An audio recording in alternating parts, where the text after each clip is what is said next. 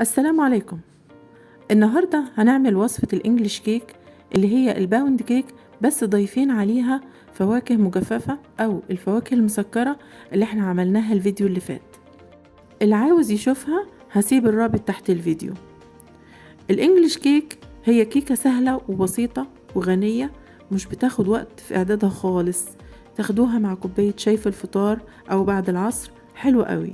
لو عجبكم الفيديو ما تنسوش تعملوا لايك عشان قناتنا تكبر، ولو كنتم مش مشتركين في قناتي انزلوا اضغطوا اشتراك او سبسكرايب واضغطوا على جرس الاشعارات علشان يوصلكم كل جديد.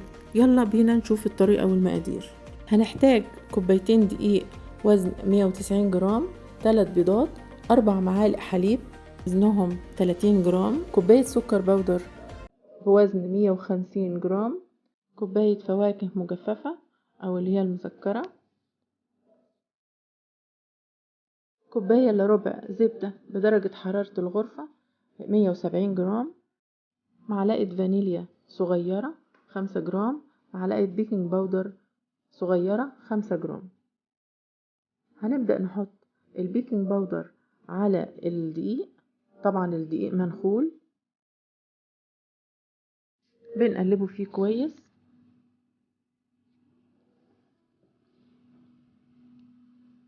ونخليه على جنب. بعد كده بندهن القالب قبل ما نبدأ، بندهنه بالزبدة من كل الجوانب. بعد كده بحط ورقة زبدة بكون قصاها على مقاس القالب، وطبعا بنشغل الفرن قبل ما نبدأ. أجهز كل حاجة قبل ما أبدأ في عمل الكيكة. الزبدة طبعا بدرجة حرارة الغرفة، بقلبها تقليبة كده الأول وببدأ أحط السكر،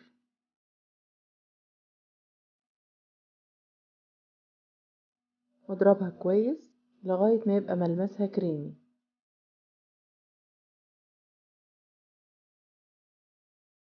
ببدأ أحط البيض، بحطه بالتدريج بيضة بيضة،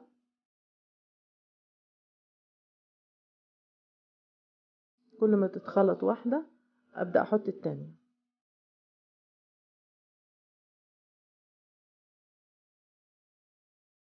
وباجي بالجوانب بنزلها كلها علشان أضمن إن الخليط كله يتخلط أو يتضرب كويس. الفانيليا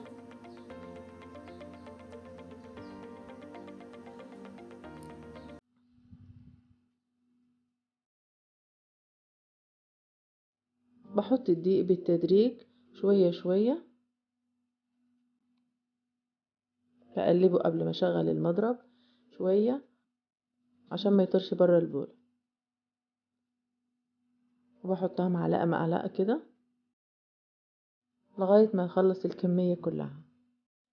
بعد كده بحط الحليب. شايفين شكل الخليط؟ الخليط كريمي جدا. بكون محضرة الفواكه المجففة، حط عليها معلقتين دقيق، وده علشان تتوزع على القالب كله ما تنزلش في القاع. بحطها على خليط الكيك وأقلب من تحت لفوق علشان ما تفقدش الهواء اللي فيها، بالراحة جدا.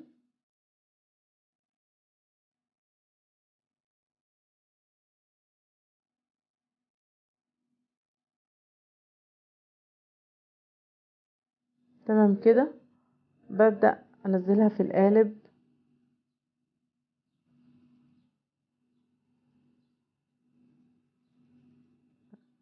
أساوي السطح بمعلقة.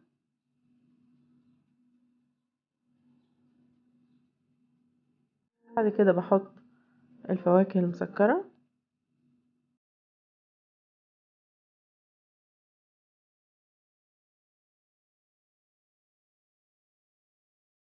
وكان فضل جزء من الخليط حطيته في قالب الكب كيك.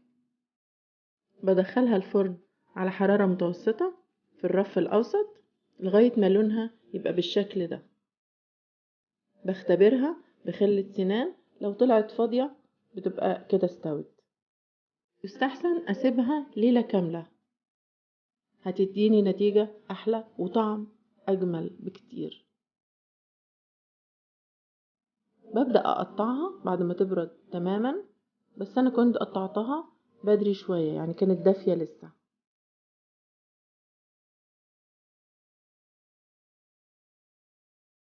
شوفوا الفاكهة متوزعة فيها ازاي، شكل جميل قوي، شكلها تحفة وطعمها خطير. جربوها هتعجبكم جدا.